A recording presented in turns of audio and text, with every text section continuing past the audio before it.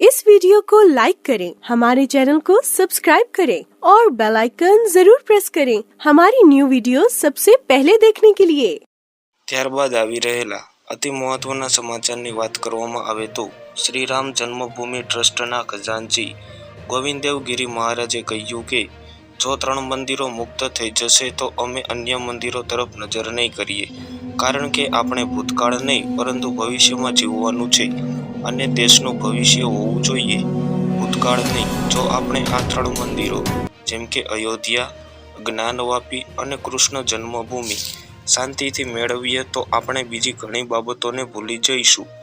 રવિવારે પુણેમાં એક કાર્યક્રમ દરમિયાન ગોવિંદદેવ ગિરી મહારાજને જ્યારે પૂછવામાં આવ્યું કે શું બાકીની મસ્જિદો મંદિરો પર બનાવવામાં આવી છે, તો તેમણે કહ્યું કે આ બધું કહી શકાય નહીં.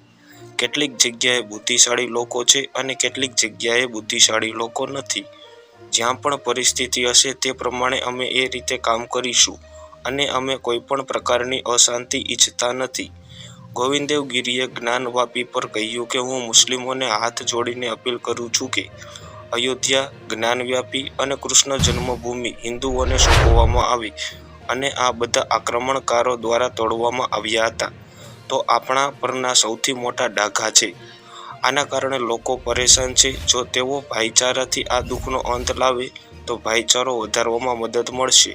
તમને જણાવી દઈએ કે ભવ્ય રામ મંદિરનું નિર્માણ કરવામાં આવ્યું છે અને 22 જાન્યુઆરીએ રામલલ્લાને તેના ગર્ભગૃહમાં બિરાજમાન કરવામાં આવ્યા છે. જી હા દર્શકો, મહત્વના સમાચાર સામે આવી રહ્યા છે.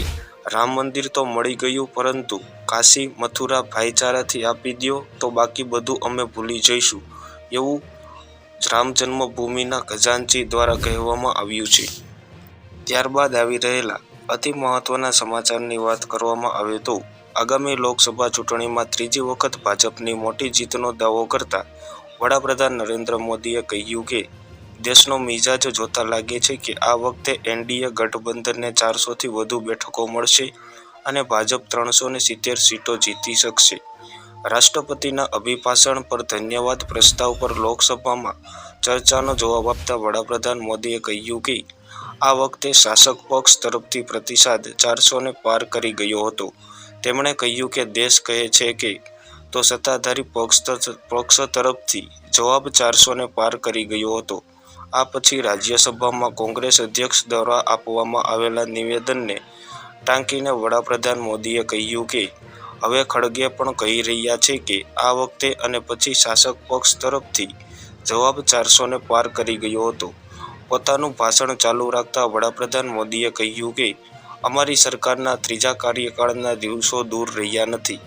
માત્ર 100 થી 125 દિવસ બાકી રહ્યા છે અને આ વખતે 400ને પાર કરી ગયો છે.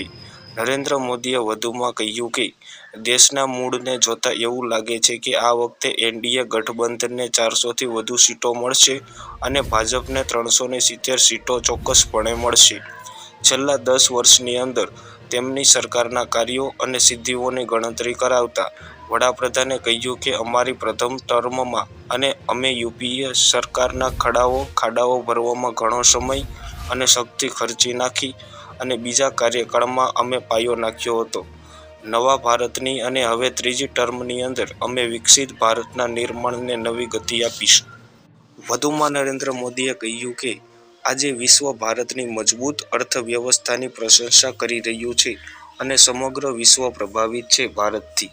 આજની મજબૂત અર્થવ્યવસ્થાને જોતા અમે કહ્યું છે કે અમારા ત્રીજા કાર્યકાળમાં ભારત વિશ્વની ત્રીજી સૌથી મોટી આર્થિક શક્તિ બનશે અને આ મોદીની ગેરંટી છે.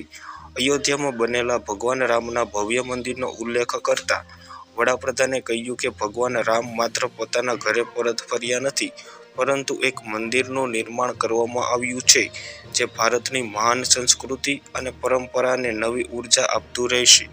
નહેરુ ગાંધી પરિવાર અને કોંગ્રેસ પર પ્રહાર કરતા તેમણે કહ્યું કે કોંગ્રેસની માનસિકતાને કારણે દેશને ઘણું નુકસાન થયું છે અને કોંગ્રેસને ક્યારેય દેશની તાકાતમાં વિશ્વાસ ન હતો. તેઓ પોતાને શાસક માનતા હતા અને લોકોને ઓછા આંકતા હતા. વધુમાં નરેન્દ્ર મોદી જણાવે છે કે 15 ઓગસ્ટના રોજ વડાપ્રધાન નહેરુએ લાલ કિલ્લા પરથી કહ્યું હતું કે સામાન્ય રીતે ભારતમાં લોકોને બધું મહેનત કરવાની આદત નથી. અમે યુરોપ, જાપાન, ચીન, રશિયા અને અમેરિકાના લોકો જેટલું કામ કરતા નથી. એવું ન વિચારો કે તે સમુદાયો જાદુથી સમૃદ્ધ બન્યા હતા. તો આ સંપૂર્ણ સમાચાર વિશે તમારું શું કહેવું છે તે અમને કોમેન્ટ બોક્સની અંદર કોમેન્ટ કરીને જરૂરથી જણાવો.